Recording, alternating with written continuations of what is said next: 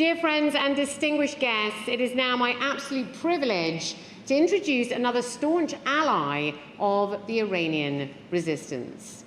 He currently serves as the president of the European Movement International and remains a prominent voice in European affairs. Formerly, he held the esteemed position of Prime Minister of Belgium and served as a member of the European Parliament, leaving a lasting impact with his leadership. Ladies and gentlemen, please do join me in welcoming Mr. Guy Verhofstadt.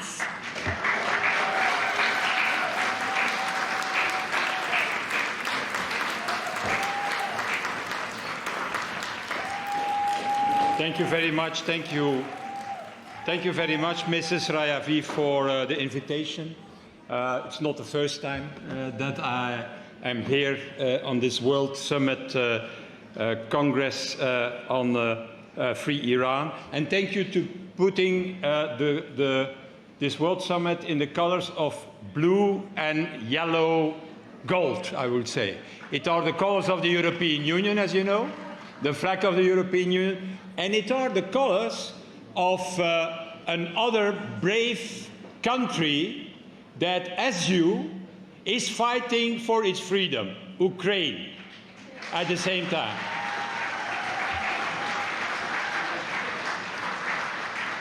So thank you for that. And I will use this opportunity, Mrs. Rajavi, to give one clear message today, a clear message to the new leadership of the European Union. As you know, after the European elections, last Thursday, a new leadership of the European Union has been appointed, also a new High Representative, Mrs. Kaja Kallas, and I want to use this platform, this conference, together with you, to do a real urgent appeal to her and to the new leadership of Europe to drastically change the strategy of the European Union towards Iran and the mullahs in Iran.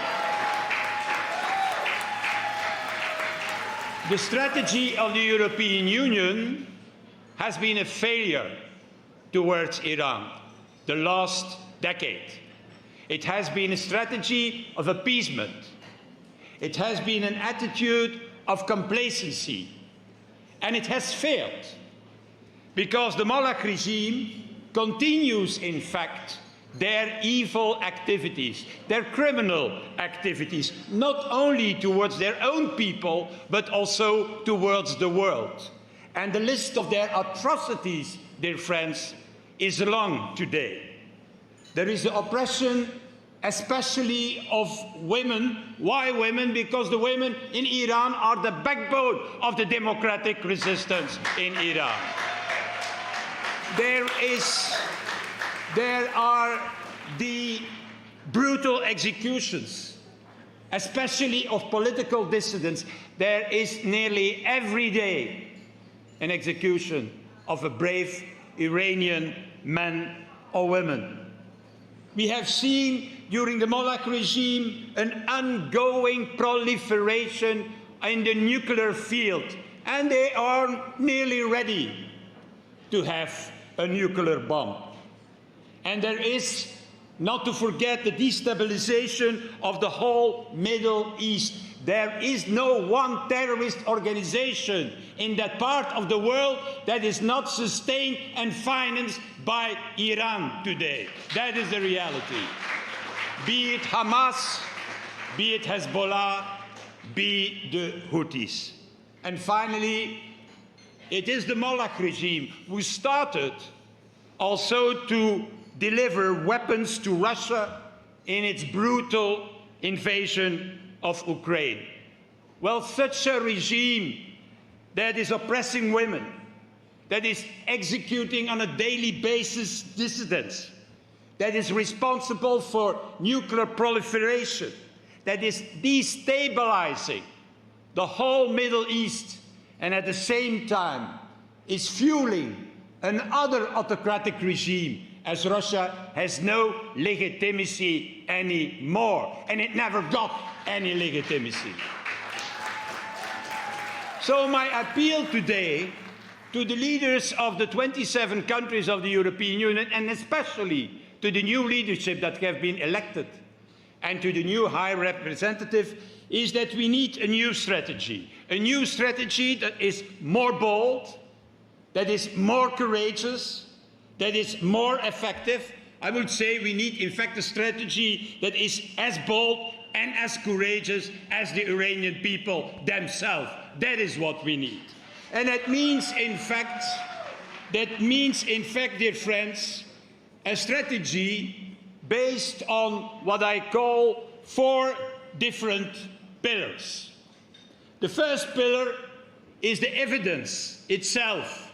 And it's cruel that our political leaders are not capable to deliver that immediately. And that is the recognition of the Islamic Revolutionary Guard Corps as a terrorist organization. What they are waiting for.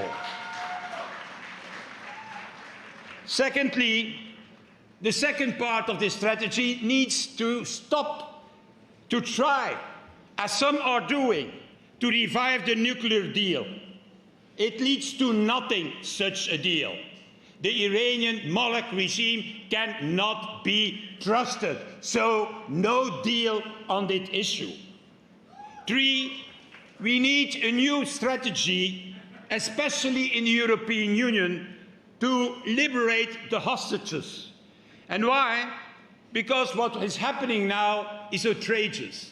Individual deals made by countries with the regime, and instead of doing that, a more collective approach is necessary by launching a coherent sanctions strategy towards the whole regime, increasing the sanction package if every month hostages are not released.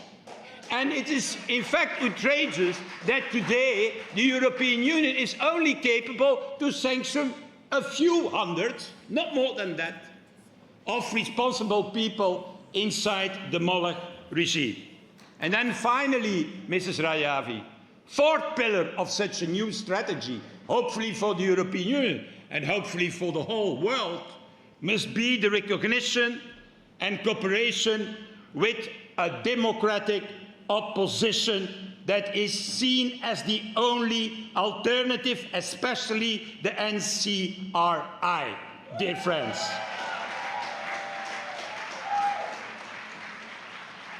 It's in fact outrageous that we are not capable to do so, because the actual regime has no legitimacy.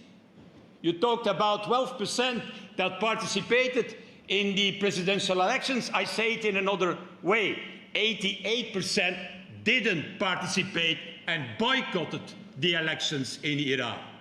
And that is more or less the same as the last parliamentary election, because there, if I'm not mistaken, it was only 7% who participated. So that means 93% boycotted the election. How can you have any legitimacy in our world if 93% of your people boycott, in fact, your regime? That's the reality on the ground.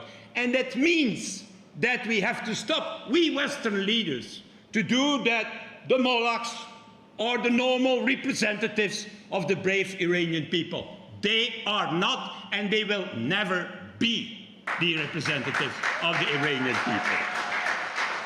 So, Mrs. Rajavi, it's time to start for the Western leaders to engage with you, to engage with the NCRI, to engage with all democratic forces in Iran, to prepare the future. Because a future there is for Iran, but it will be a future without Shah, without Mullah. Thank you very much and good luck.